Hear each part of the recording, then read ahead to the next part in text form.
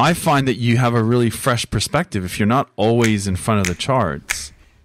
Two traders, Darren and Walter, pull back the curtain on profitable trading systems, consistent money management, and profitable psychological triggers. Welcome to the Two Traders podcast. Welcome to Two Traders. Walter here. Hello, Darren. How are you today? I'm very good, Walter. I have a question for you today. Oh, excellent. I can't wait. Let's hear it. Okay, so I'll give you two scenarios. I want you to tell me which one is going to make you more happy in a year's time. And the two scenarios are winning £1 million or $1 million for you, or losing both your legs. In a year's time, which one is going to make you more happy?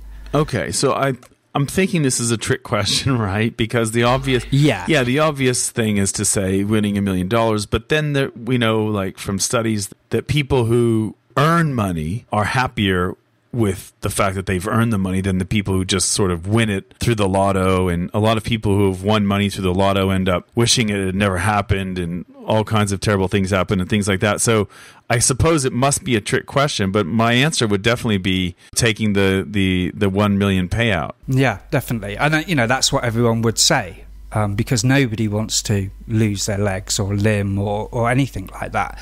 But when they tested this, the interesting thing, and the lottery thing was a good example. If you look at lottery winners and you ask them a year later, has it changed their life? There's a distinct large percentage who say, they wish they hadn't won it.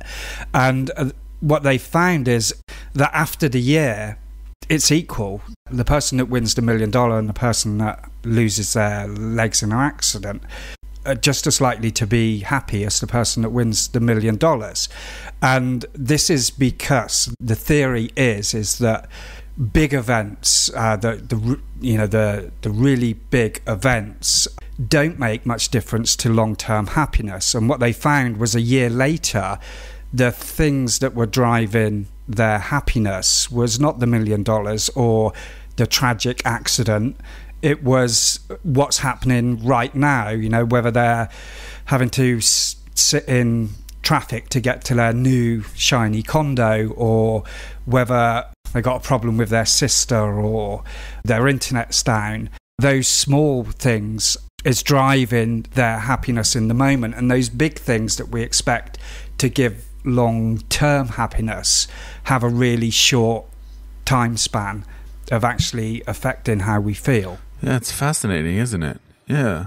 Well, it is, and I was reading it, and whenever I read anything about psychology, I'm always trying to think, how is this manifested in how we trade?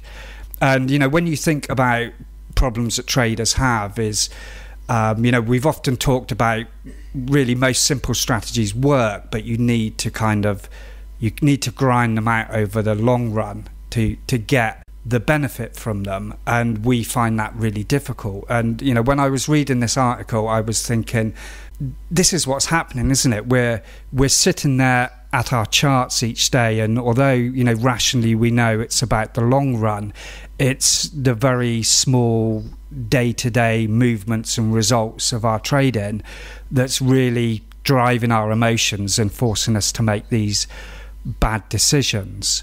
What do you say? Yeah. Well, I have a story to relate based on the article that you cite. So when I was in graduate school, there was a guy there from Alaska in our town. It was a very small town, right? It was a mountain town, and not a lot of people.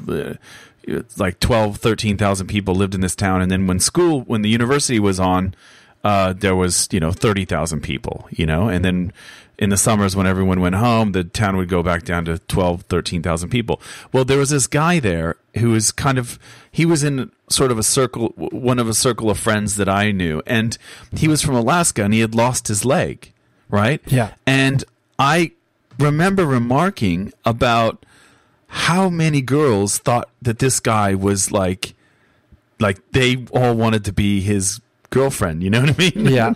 And it was interesting because it was like this guy, he wasn't, it wasn't like, I wouldn't call him a model or anything like that, you know what I mean? It wasn't that, it was just that he had a really great attitude, Okay. He did a lot of things. Like, he was still kind of real sporty, and, he would still go out in the mountains and, hike around and stuff like that. And he was telling me, like, I remember having this discussion about surfing, and he was telling me about this island off Alaska that had this really good wave. And he said, yeah, if I was ever going to be a surfer, I'd move to Kodiak Island or whatever. It's like, really? He's talking about, surfing in Alaska and all this stuff. And I thought, wow, this guy, like, he's lost his leg, and it seems like a lot of people would just throw in the towel, but he just seemed like a normal dude, other than the fact that, he, and like I said, like, everyone wanted to be around him. It was like he had this infectious sort of optimism, and the dude had one leg. And so that always kind of stuck with me, that you don't have to let some sort of, I don't even know what happened to his leg, but you don't have to have some sort of accident or condition lead you down a path. It's really your choice. And so that lesson always sort of stuck with me. So I guess it's not surprising that you would lose your legs and then a year later kind of be back to sort of the normal everyday routines and things, like you say, like sitting in traffic. Those are and really, to me, it's, you get to set, like, as a person, as a trader, you get to set the bar. Like, you get to set the barrier. You get to set and decide whether or not something is going to really upset you. Are you going to allow that 9% drawdown on your trading system? Like, is that really going to upset you? Is that, does that mean you have to throw in the towel or get upset and smash your computer or, whatever? Or is it just part of trading and there isn't really much you can do about it other than make sure that you're following the rules of your strategy and know that you'll eventually pull out of it?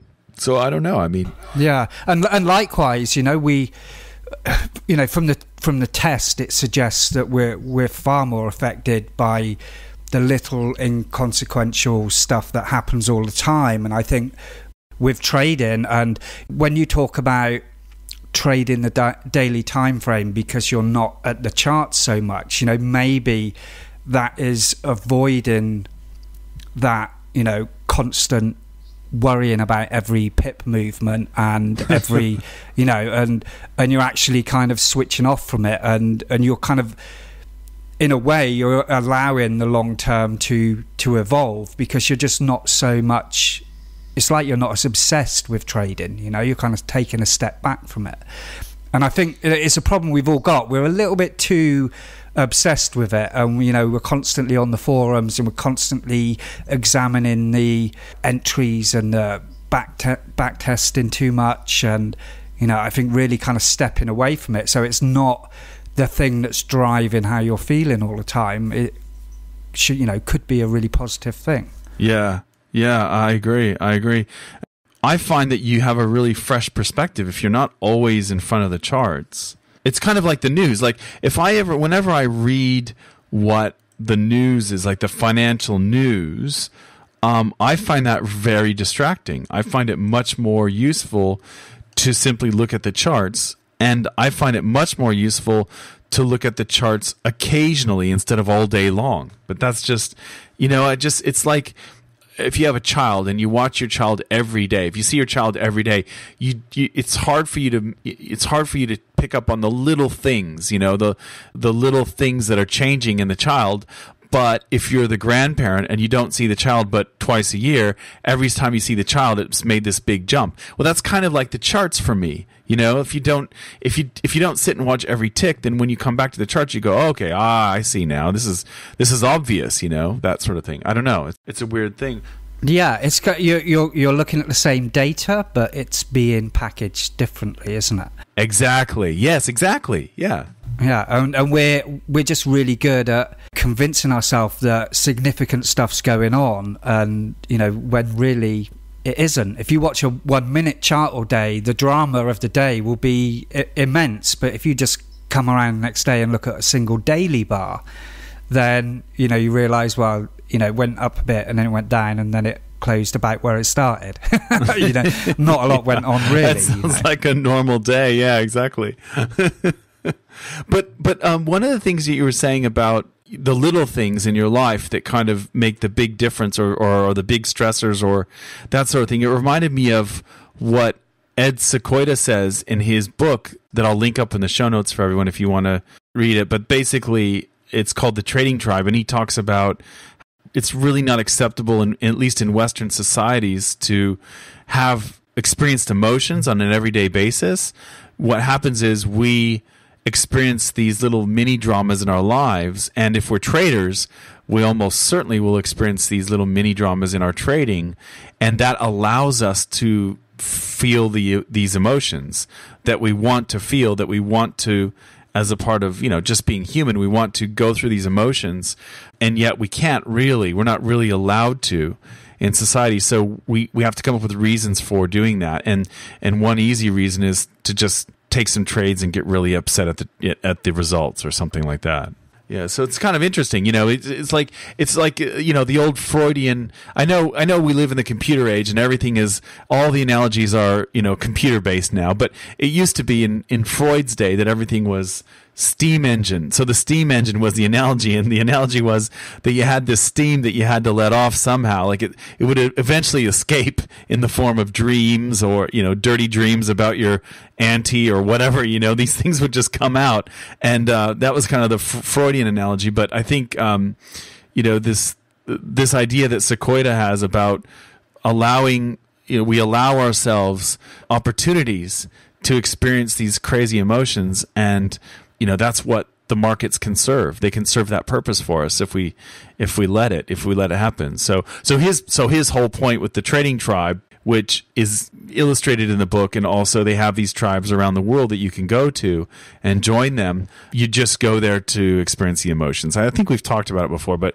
the idea is that you go there, you experience the emotions, you purge it from your system, and that way you don't have to set yourself up for failure with your trading, basically. Yeah, I mean, it makes a lot of sense, doesn't it? And your idea of setting your trades up in the morning, and then you go off and do your surfing or your other work, and you're not really focused on the trading, I think is really important. I think also the element of your trading that you're focusing on is important as well. And I think if you're sat there every day working out how long it's going to be until you've made your £1 million, you're probably focusing on the wrong thing. And like the study I cited says, it's probably not going to make you happy in a year's time anyway. So you'd be better kind of reorganising your thinking. And with my trading, I've pretty much got to the point now where I'm really not kind of looking at the money at all. I'm just, I get up, I look at the charts. Is it a setup? I take the trade, and I walk away. And someone said to me, well, what do you do if about missing trades or missing exits? Do you automate it? And, I look at it like this: if I miss a trade, it was either a winning trade or a losing trade, and I don't know which it would have been, So it doesn't matter if I miss a trade. Likewise, if I miss a TP, then it's just as likely that price would have gone past my TP and given me a bigger win than retraced and stopped me out. Yeah. Do you know what I mean? So it's just, I'm not saying that's the way you should approach trading, but I'm saying that perhaps, think about what you're trying to achieve and how you're trying to achieve it and what's important in a different way. Perhaps just step back and reassess that. Yeah, absolutely. And I think what you're talking about here, this idea of, it's so critical, because like you will play tricks on yourself if you allow yourself to look back and say, oh, I can't believe I missed that. I should have taken profit there and I didn't.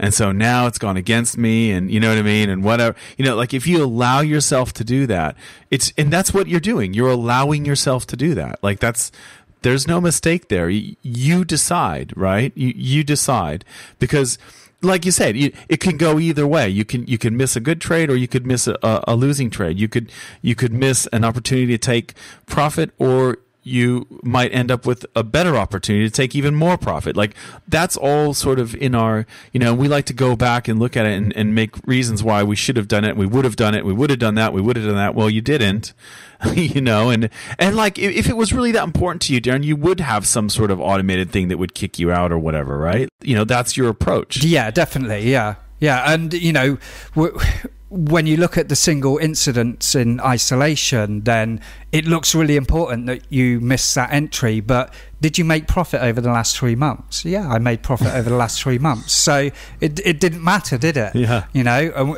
and when you're looking at it and you're studying the charts, your mind makes you over-exaggerate the importance of certain things, you know, and you kind of get locked into that. And I think that's half the battle of trading, is being locked into the right things. But we're constantly pushed to lock into the wrong things, aren't we? Yeah, that's right.